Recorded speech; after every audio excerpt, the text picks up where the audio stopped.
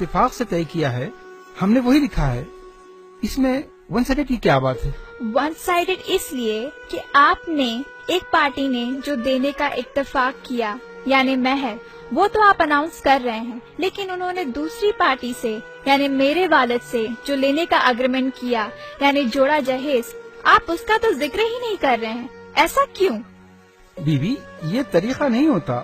آپ کے والدین جو دے رہے ہیں وہ جہیز ہے، وہ خوشی سے دے رہے ہیں، اس کا عقد نکاح سے کوئی تعلق نہیں ہوتا. وہ تو ایک تحفہ ہے جو ہر باپ اپنی بیٹی کو دیتا ہے. قاضی صاحب پلیز، میں کیا کہنا چاہ رہی ہوں سمجھیں.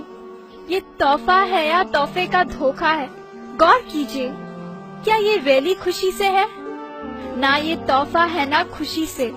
یہ سماج کا، رسم و رواج کا، زمانے سے چلا آ رہا ایک دھوکہ ہے. یہ ایک سوشل پریشر ہے، ایک ایموشنل بلیک میل ہے.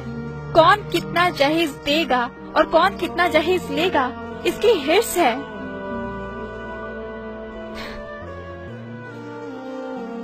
پریسٹیج اور وینٹی کا ایک کمپٹیشن ہے. خوشی سے تحفہ لینے کے لیے کوئی دینے والے سے نیگوسیشن نہیں کرتا، بارگننگ نہیں کرتا، بات چیت کے لیے 4 میٹنگ نہیں ہوتی، بیچ میں بروکرز یا مشاطاؤں کی ضرورت نہیں ہوتی. خوشی سے تحفہ دینے والے اس خوف میں نہیں جیتے کہ اگر تحفہ داماد کی ایکسپیکٹیشن کے مطابق نہ ہوا تو اس کی بیٹی کی زندگی خراب ہو سکتی ہے. تحفہ ضرورت کا سامان تو ہو سکتا ہے، لیکن جوڑے کی رقم، گاڑی، furniture, electronics, home appliances, flat یا پلاٹ اور 500 مہمانوں کا معیاری کھانا تحفہ نہیں ہوتا. خوشی سے جو تحفہ دیا جاتا ہے وہ آدمی اپنے حیثیت سے دیتا ہے. تحفہ دینے کے لیے قرض لینا نہیں پڑتا، سود دینا نہیں پڑتا، گھر یا زیور بیچنے نہیں پڑتے.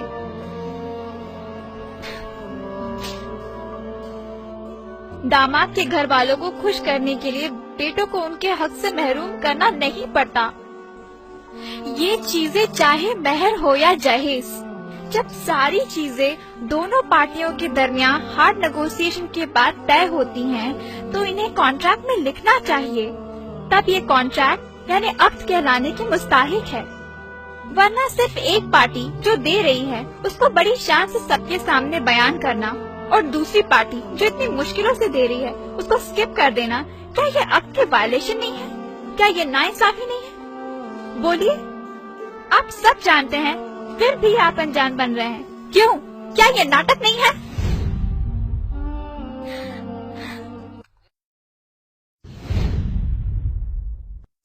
یہ ناانصافی ہے. یہ واقعی ہمارے باپ دادا کے زمانے سے چلی آ رہی ہے، لیکن ہم کیا کر سکتے ہیں؟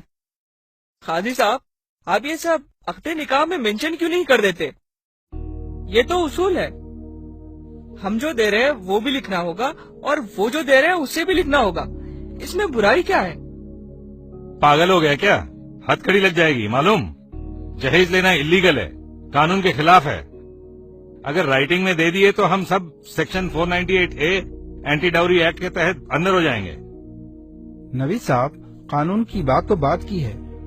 پہلے تو جہیز اور یہ ڈنر کا کھانا دونوں قرآن اور سنت کی بہت بڑی خلاف ورزی ہے. یہ اسراف ہے، یہ رشوت ہے جو حرام ہے. اس کو لینے والے اور دینے والے دونوں جہنمی ہیں. دلہن والے ایسی چیزیں دیتے کیوں ہیں جس کی رسید لے نہیں سکتے؟ تو دولہے والے ایسی چیز لیتے ہی کیوں ہے جس کی رسید دے نہیں سکتے؟ اگر یہ ایسی رشوت ہے جس کو عقد نکاح میں مینشن نہیں کر سکتے، جس کو چھپانا پڑتا ہے، میں ان چیزوں کو امورل سمجھتا ہوں. میں ایسے جوڑے جہیز کو ہرگز ہاتھ نہیں لگاؤں گا. مجھے کچھ بھی نہیں چاہیے. ماشاء اللہ ماشاء اللہ. اگر آپ واقعی جوڑا جہیز نہیں لیں گے تو ایک بہت بڑے گناہ سے بچ جائیں گے. نہ صرف آپ بلکہ آپ کے ماں باپ اور ہم تمام جو اس کے گواہ بننے والے ہیں، ہم سب اس گناہ سے بچ جائیں گے. ماشاء اللہ، سبحان اللہ.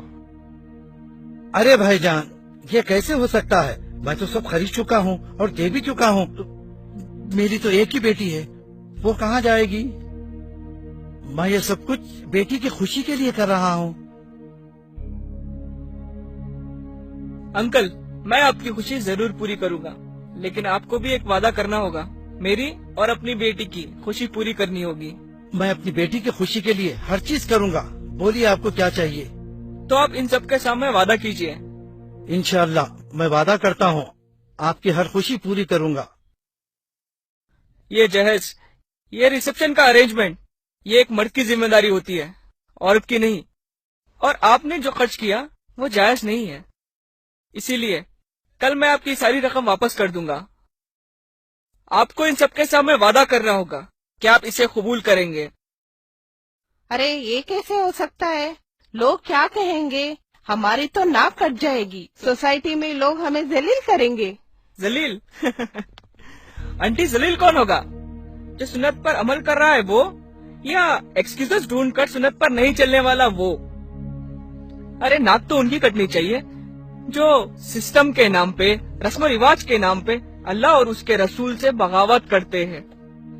یہ سسٹم آپ عورتوں نے بنایا ہے اور ہم مردوں کو اس کا غلام بنا کے رکھ دیا.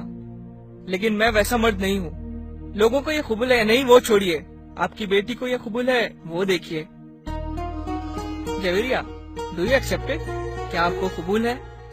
قبول ہے. ہاں زویرے کو قبول ہے. میرے بیٹے نے ایک مرد ہونے کا ثبوت دیا ہے. جو ہمت ایک باپ نہیں کر سکا ایک بیٹے نے کر دکھایا. مجھے میرے بیٹے پر ناز ہے. بیوی، اب تو آپ کے سارے سوالات کے جواب مل گئے نا؟ اب تو دستخط کر دیجئے.